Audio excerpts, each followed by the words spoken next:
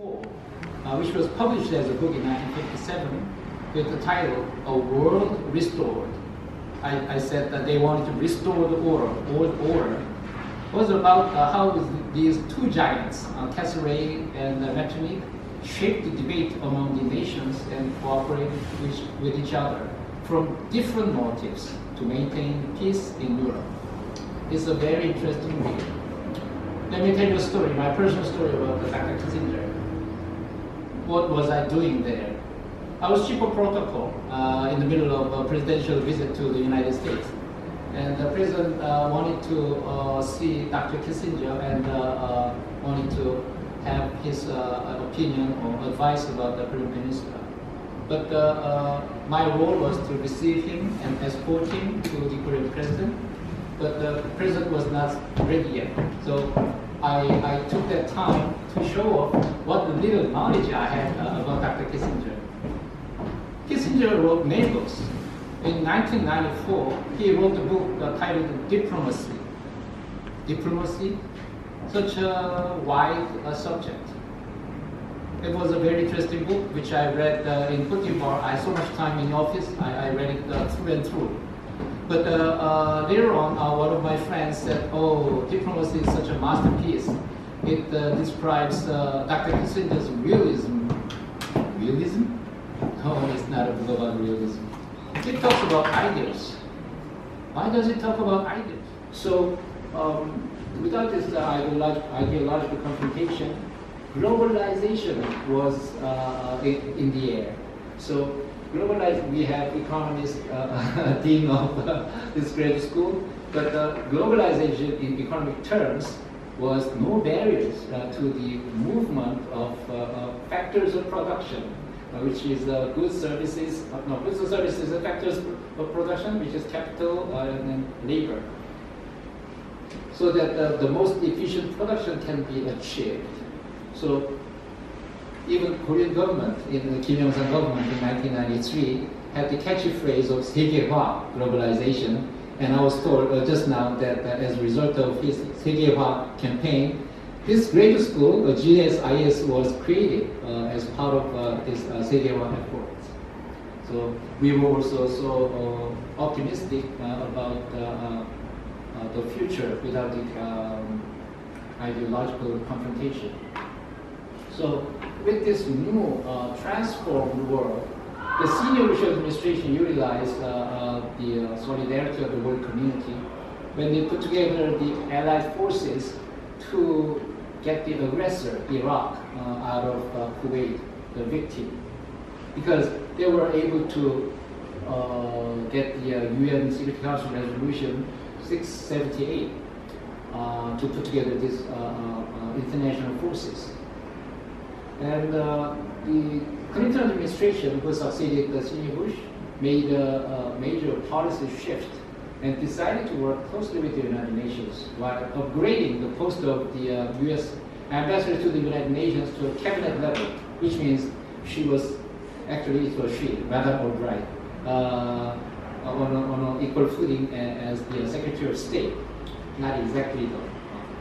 So we still had some regional conflicts because after the ideological confrontation of Cold War was over, the nationalism in each corner of the world was coming back. So we had the regional conflicts still, like the Balkans and Somalia and others.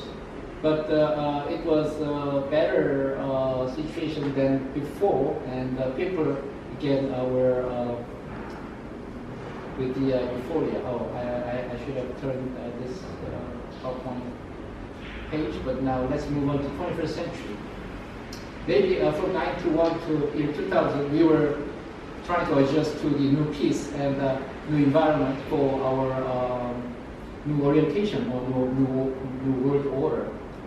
Now we can see that extended peace and globalization provided a better environment for multilateralism. And the high expectation of the world for the new century was well displayed with the Millennium Summit in September year 2000. Indeed, the 21st century was going to be the era of peace and prosperity for the whole world, with the UN as the ready point for such new hope and ambition. The biggest achievement of that summit was the establishment of 8 Millennium Development Goals, or MDGs, to be achieved in the first 15 years of the new century, to give the people of the world the minimum dignity of their life. So there should be no political division about the work of improving the living standard of everyone. This gave another reason for multilateral diplomacy to be effective. For those common issues that affect the whole international community, like MDGs, all member states participated in the discussion for the selection of the goals, and they all continue to work together on monitoring the implementation of those goals. But the following year 2001, we were all shocked to witness the terrorist attack on September 11th. The horrible attack was a stark reminder that the world was not safe even after the end of the Cold War. But from another point of view, the emergence of non-state actor of terrorism reminded us of the need for international collaboration to detect and suppress such acts of terrorism that poses a threat to all members of the international community the same. So nobody would be able to confront such threat without close network of information exchanging and cooperation. So many meetings and committees were set up by the UN Security Council and General Assembly, and the Security Council, in charge of security issues, has run a triumvirate, meaning 3 musketeers, 3 committees on its resolutions: 1267 on Al-Qaeda and Taliban, 1373 on counterterrorism, and 1540 on non-proliferation of WMDs. And they created many new bodies to deal with these threats. So this kind of central role of the United Nations, newly found role in addressing the new challenges of the world affairs at the dawn of the new century, led to the Nobel Committee's decision to award the 2001 Nobel Peace Prize to Kofi Annan, the Secretary General, and the United Nations. Let's see.